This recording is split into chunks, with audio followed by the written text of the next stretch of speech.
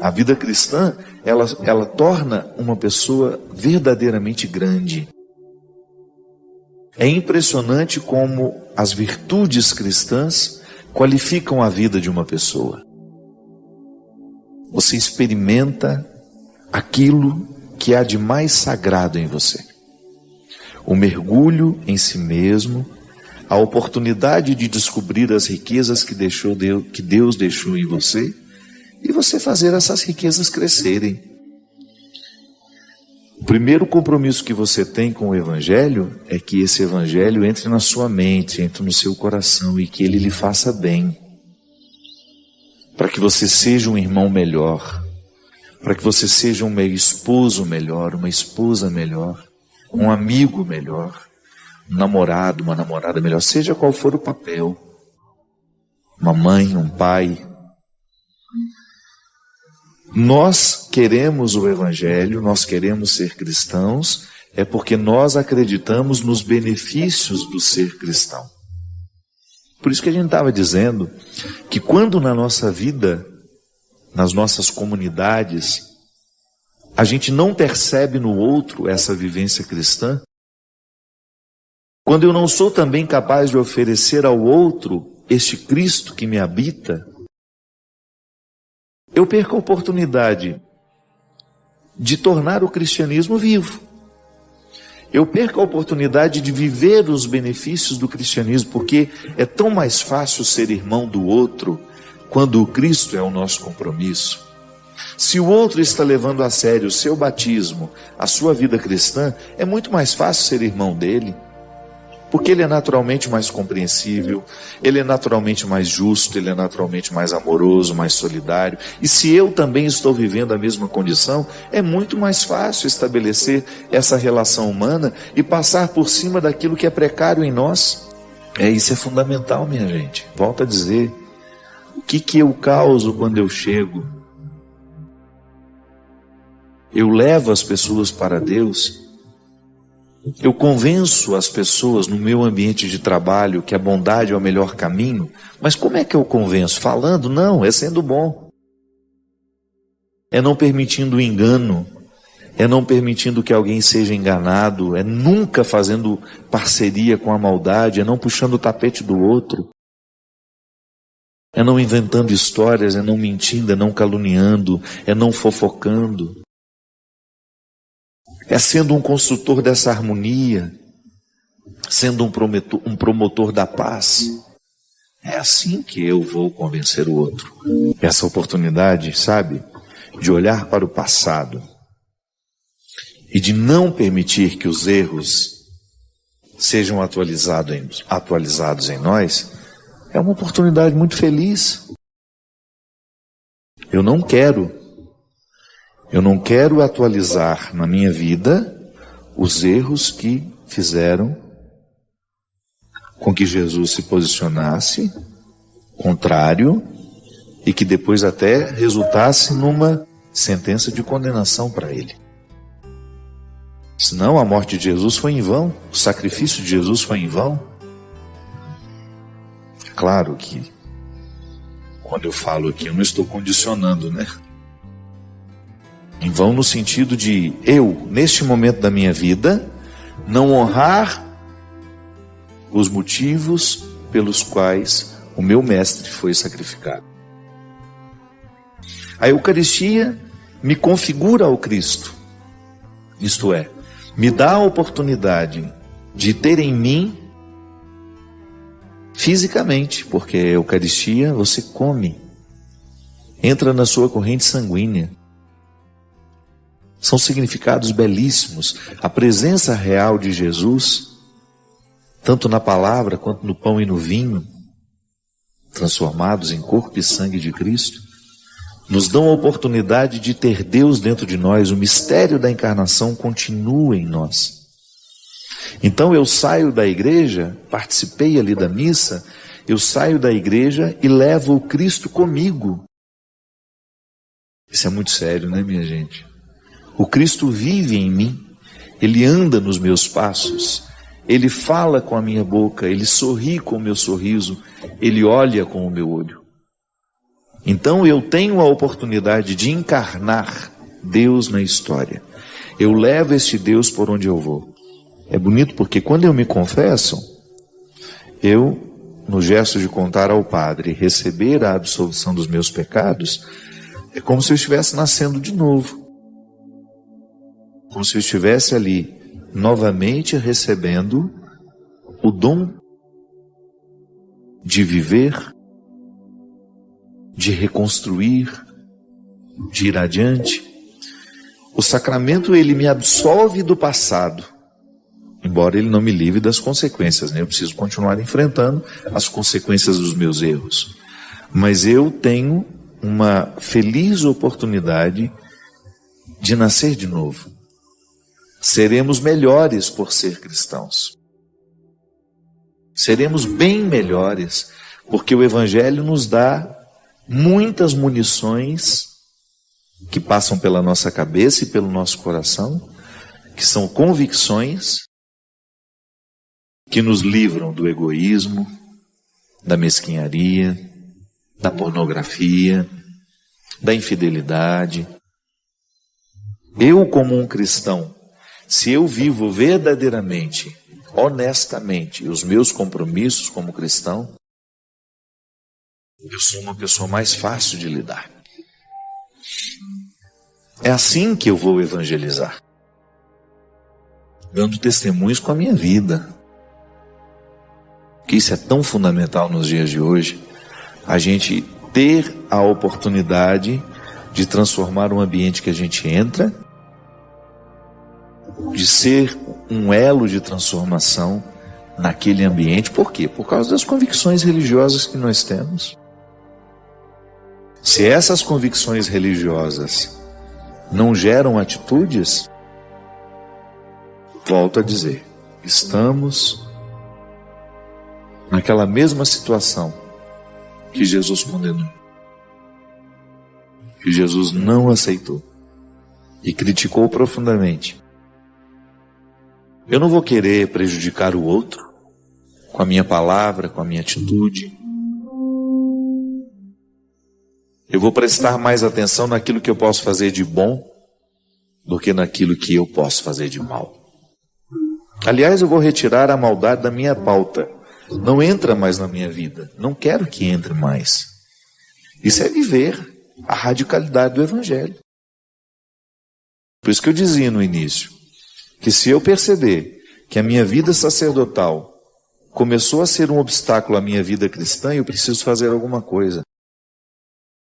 Quem dera nós tivéssemos a honestidade para reconhecer isso. Talvez nós teríamos mais coragem de abrir mão daquilo que de fato está nos atrapalhando a viver o nosso cristianismo. Falo isso porque somos tantos, né, que estão apegados ao poder que temos. Em todas as instâncias. Você pega uma vida comunitária, alguém é chefe ali, se apega ansiosamente a esse poder, corre-se o risco de perder o que de fato Deus quer, que é colocar-nos na dinâmica de uma vida de santidade. Nós temos o dom de transformar, de fazer milagres. Jesus, eu acho tão interessante aquela passagem de Jesus, quando ele diz que nós teremos o poder de fazer isso e ainda mais. Jesus fala isso para os discípulos justamente no momento em que ele está... Os discípulos presenciaram muitos milagres, viram grandes feitos. E ele fala, olha, vocês serão capazes de fazer coisas ainda maiores. Então nós somos capazes disso tudo. Eu, como padre, se eu tenho uma postura que é contrária à proposta do Evangelho, você vai regalar os olhos e vai, não pode ser. Não é moralismo, não é fingimento, não é isso não. É meu compromisso. Ninguém me obrigou a ser padre.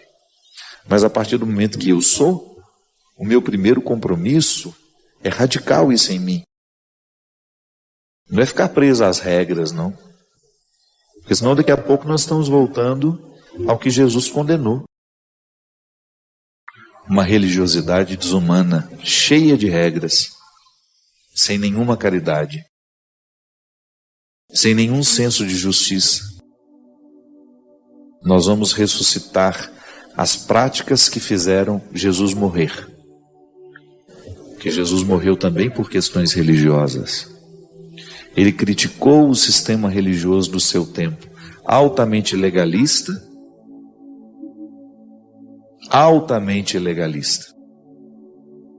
sem nenhuma misericórdia com os pobres, com os pecadores, com os frágeis, uma religião elitista, poderosa, que fazia questão de demonstrar publicamente o poder, mas que nos bastidores o poder não era o serviço, não era o amor. É por isso que dentro das comunidades que se dizem cristãs, é muito mais causa de escândalo para os outros quando nós erramos do que para aqueles que não estão nem aí para o Evangelho. Nós precisamos ficar muito atentos, porque os nossos erros causam verdadeiras destruições naqueles que nos observam. Né? Padres que falam mal um do outro, que são cruéis uns com os outros, que não praticam a caridade uns com os outros, que se invejam e que por causa da inveja que sentem, falam mal nas oportunidades que têm. Isso é um contra-testemunho horroroso da nossa parte. Toda vez que eu me deixo mover pelas minhas mesquinharias e falo mal de um irmão meu no sacerdócio, eu estou dando um contra-testemunho terrível. Aquele que me escuta deve pensar isso, né? Onde será que está o Cristo neste homem que se diz padre? Onde é que está o compromisso dele com esse evangelho que ele diz que é tão verdadeiro nele? Não é justo eu, depois de tantos anos, em contato com esse evangelho, eu reproduzir na minha história atitudes que Jesus condenou naquela época. Seria muito vergonhoso para mim ser identificado como aquele que reacendeu os preconceitos do passado, ou aquele que reacendeu um discurso religioso que Jesus não fez questão de assimilar. Pelo contrário, combateu. Por isso que ele dizia, por isso que ele insistia tanto, que é no coração do ser humano que Deus mora, e é a partir deste coração que Deus se manifesta. E todo e qualquer testemunho de Deus passará pela coerência deste coração, que, embora sendo fraco, auxiliado pela graça, possa viver os desafios de trazer Deus para a história através da nossa vida. É que o Cristo tenha a oportunidade de crescer na minha história, na minha vida, para que o meu sacerdócio não seja apenas no momento que eu estou no altar, não, é em todos os instantes. No meu acolhimento às pessoas, no meu respeito àquele que passa por mim, na minha fila para entrar no avião, na fila para entrar em algum espaço, para estar com alguém, em toda e qualquer oportunidade. Agora, se eu não presto atenção nesse meu dia a dia, é possível que eu me entregue aos vícios e que eu vá viver da pior forma possível. E isso dizendo que sou um cristão. Então nós corremos o risco de voltar ao legalismo do Antigo Testamento, de perder a oportunidade de viver essa revolução humana que o cristianismo nos propõe. E aí, a gente se priva de ser esse poder mágico na vida de alguém. Esse poder que fascina, que causa encantamento, não para nos prender, para que os outros se prendam a nós, não, mas para que eles também se apaixonem pelo Deus pelo qual nós nos apaixonamos. Perco a oportunidade de fazer feliz quem está ao meu lado. A gente faz só a primeira parte do dever de casa, por causa de preguiça. Eu me lembro quando eu era menino, eu tinha uma mania de parar na segunda questão do dever de casa e falava assim, agora eu vou brincar, depois eu termino. Não terminava nunca. No outro dia, apavorado, com a cara de tacho, sem saber dizer para a professora que não tinha feito o dever todo. No cristianismo, às vezes, nós somos assim. Porque às vezes nós somos os nós fazemos a manutenção do erro do outro. Às vezes somos nós os responsáveis pela não mudança do outro. Porque não nos posicionamos do jeito certo. É disso que eu estou falando. Quando a gente é visto na nossa intimidade, ali está a nossa verdade pessoal. É ali que nós precisamos identificar quais são as hipocrisias que nos privam de ser a gente mesmo. Esse crivo onde nada escapa ao questionamento da consciência. Esse crivo pessoal onde você vai passar diariamente a sua vida. Será que eu estou sendo negligente? Será que eu estou deixando de buscar essa pedra preciosa? Será que eu estou insistindo em guardar aquilo que eu já alcancei de mim? Será que eu não estou ousando ir além? E a palavra de ordem de Jesus para aqueles que o escutavam é justamente: arranquem as máscaras. Sejam vocês. Não permitam que a hipocrisia religiosa domine o coração de vocês. Porque se a hipocrisia religiosa domina, as outras hipocrisias humanas também virão. Por isso, minha gente, que eu acredito que a verdadeira fé, essa que tantas vezes nós expressamos nos livros, nas catequeses, nas doutrinas, essa fé, ela precisa atingir o nosso coração, precisa atingir a nossa mente. Senão fica uma reprodução de discursos que não nos alimentam mais, de convicções que não chegaram à raiz do nosso comportamento, que não atingiram a estrutura da nossa vida. A gente sabe que ninguém está livre das hipocrisias. É uma vigilância constante, não é verdade? Eu identifico as minhas, você identifica as suas. E é interessante que quanto mais a gente cresce na maturidade, maior é o nosso desejo de minimizar o poder da incoerência em nós. Quando eu falo de hipocrisia, eu estou falando das incoerências pessoais que nós alimentamos dentro de nós e que protegemos com as carcaças das aparências. É sempre assim. Talvez por medos, né? Às vezes eu, para me esconder de um pecado que eu cometo, eu me revisto de moralismo e vou fazer aquele discurso ufânico contra todas as realidades que lá no fundo eu pratico. E serei absolutamente intolerante com todo aquele que comete aquele pecado que lá no meu esconderijo eu cometo. Então eu vou gritar nas praças e eu vou ser absolutamente contra aquelas pessoas que estão praticando o que na minha solidão eu pratico. A gente vai pela estrada até se transformar nela. Nós somos a luta, nós somos a estrada. Eu vou me transformando, eu vou agregando na minha experiência tudo aquilo que eu vou recolhendo pela estrada. É isso que vai me tornando mais feliz, minha gente. Não essa felicidade utópica dos filmes, das novelas, dos contos de fadas, onde todo mundo é feliz para sempre. Isso não existe. Agora eu tenho a possibilidade de arrancar na estrutura da minha realidade os motivos para eu ser feliz hoje. Porque é isso que Deus quer. Ai de vós, hipócritas, sois como sepulcros caiados, por fora parecem belos, mas por dentro estão cheios de ossos de cadáveres e de toda podridão. Às vezes nós fazemos isso mesmo. Por dentro somos aquele amontoado de podridão e por fora um sepulcro bonitinho, pedra polida, florido. A gente sabe que isso não alimenta ninguém. E eu gosto particularmente de usar muito mais o termo realizado do que feliz. Eu preciso me realizar como pessoa. Eu acho que a palavra realização, ela inspira um pouco mais do que felicidade.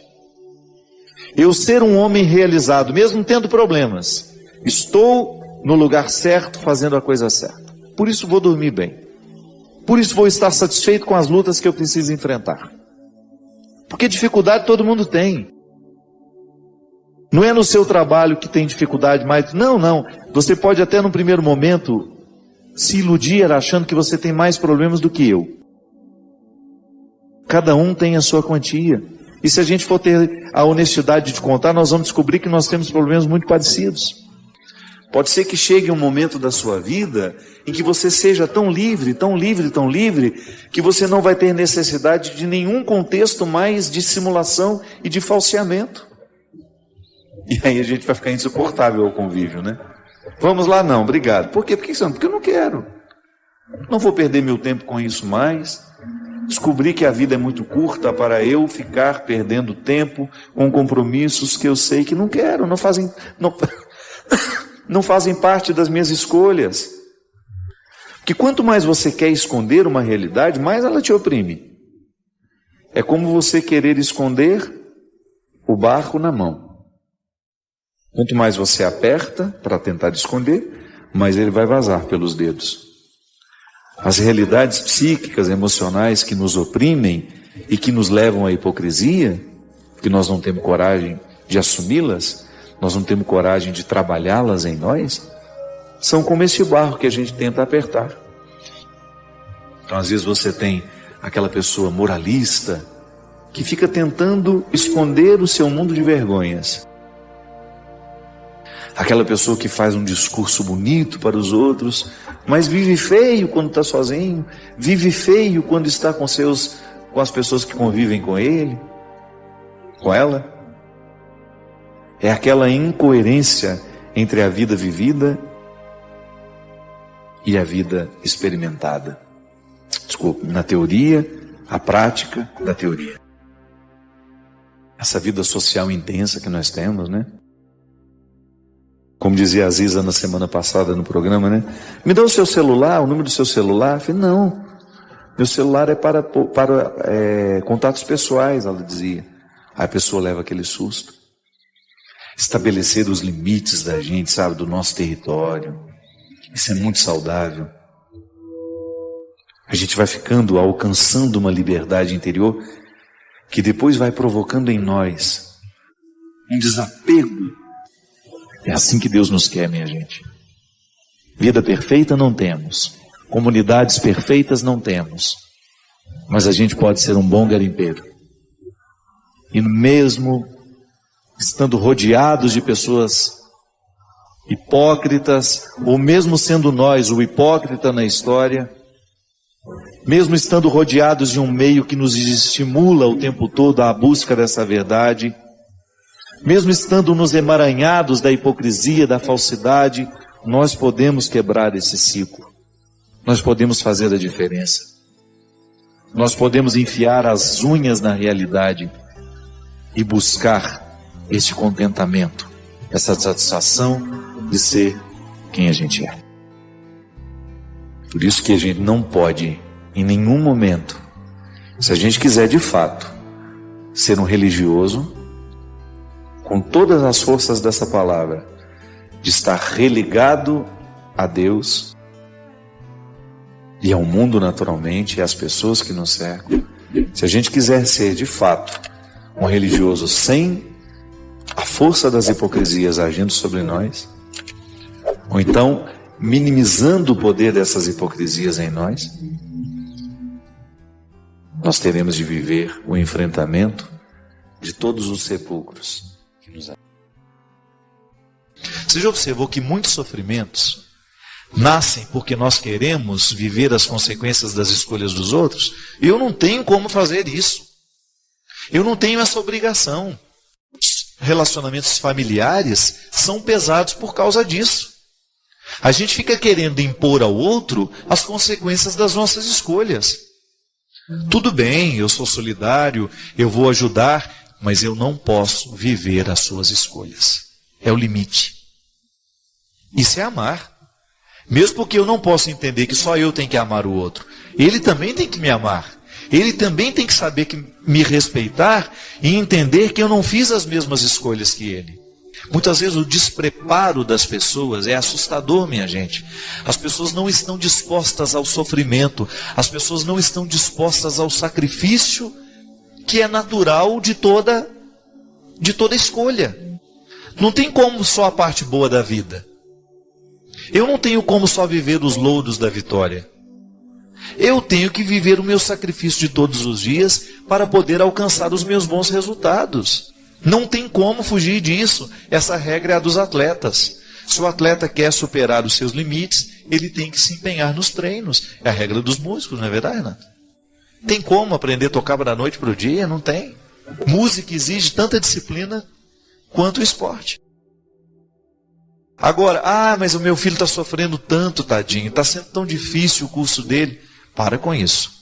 A gente tem que ter pena de filho que está nas drogas, é do filho que está no crack, dos nossos filhos que não souberam aprender a viver o sacrifício, dos nossos filhos que não aprenderam a lutar. A gente tem que ter pena de quem realmente está doente nessas situações. Agora, porque está trabalhando demais, não. Isso aí esquece.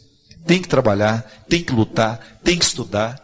E o nosso amor protetor não pode impedir esses processos naturais, que são importantíssimos para a vida humana. Porque se a gente não se dispõe a viver essa maturidade, nós vamos ficar um trapo qualquer, né? É muito fácil nivelar por baixo. Impressionante. Eu me lembro que eu estudei em uma faculdade cuja média era 7, não era 5. Para a gente não ficar de segunda época, nós tínhamos que tirar, não 7, não 7,5. Na faculdade de filosofia lá em Brusque, a nossa média era 7,5. Abaixo disso, você estava na pendura. É uma média alta. Mas agora, se a média é só 5, eu corro o risco de ficar querendo a média 5. Que infelizmente o ser humano é assim. Se a gente estabelece uma média mais alta, nós vamos então ter um resultado melhor. Mas a gente não pode nivelar por baixo. A gente precisa pensar que quando a gente faz lá a mudança na base, quando eu começo a colocar para os alunos do ensino fundamental, do ensino médio, um pouco mais de exigência acadêmica, um pouco mais de disciplina, nós vamos ter depois universitários mais bem preparados e, consequentemente, profissionais mais qualificados. Porque isso é que faz a diferença, né? Isso faz a diferença na nossa vida. Se a gente é exigido do jeito certo, com a devida proteção, né? Porque também não pode ser um carrasco, eu vou dar uma resposta melhor. Agora, se isso é exigido na hora certa, e é por isso que eu fico muito feliz quando eu vejo pais tendo essa sensibilidade. Vou dar ao meu filho o melhor da vida, estudo. É o único luxo que ninguém pode roubar de nós. Um ladrão pode entrar na sua casa e levar toda a sua mobília, toda a sua obra de arte, tudo aquilo que você considera importante. Agora, um ladrão nunca vai roubar o que você sabe. E essa riqueza, minha filha, meu amigo, quem nos dá é a vida na hora certa. A sabedoria, a possibilidade de você conversar, de você se expressar, de você ter condições de ser alguém. Isso é fantástico. E é você que vai dar ao seu filho. Essa herança não passa pelo seu dinheiro. Claro, se você tem condições financeiras para favorecer o crescimento, é ótimo. Mas a gente sabe que hoje existem muitos recursos que, se você coloca o seu filho para desde pequeno estar acostumado ao sacrifício, à disciplina, palavras que nós quisemos retirar do nosso dicionário. A sociedade pós-moderna não quer saber de sacrifício, não quer saber de dificuldades. Nós queremos a vida facilitada. Queremos tudo muito facilitado, mastigadinho. E aí, quais são as consequências? O despreparo profissional. Em outros tempos, nós tínhamos muito mais qualidade humana, qualidade... Por quê? Por que as pessoas eram mais preparadas? Porque talvez fossem mais exigidas, não sei. Eu acredito que hoje nós precisamos voltar a cultivar a disciplina, ter capacidade de se sacrificar por alguma coisa para que a gente alcance o resultado. A educação de hoje, ela vai ter repercussões na sociedade daqui 20, 10 anos. É a velha questão. Como é que eu posso proteger e ao mesmo tempo permitir a maturidade, o avanço do outro? É você ter sempre consciência de que só pode crescer à medida em que você está do lado, mas não segura a vida do outro. Por isso que a mãe, a boa mãe, é aquela que sabe administrar esse processo de crescimento, sabendo que o filho vai ter que sofrer também, que nós não temos como evitar o sofrimento dos nossos filhos. Você vai ter que mostrar a vida como ela é. Meu filho, se você beber, dirigir embriagado e atropelar uma pessoa, por mais que eu te ame, eu vou te denunciar à polícia. Você não vai encontrar na minha casa um esconderijo. Isso é maturidade. Isso é proteger sem excesso.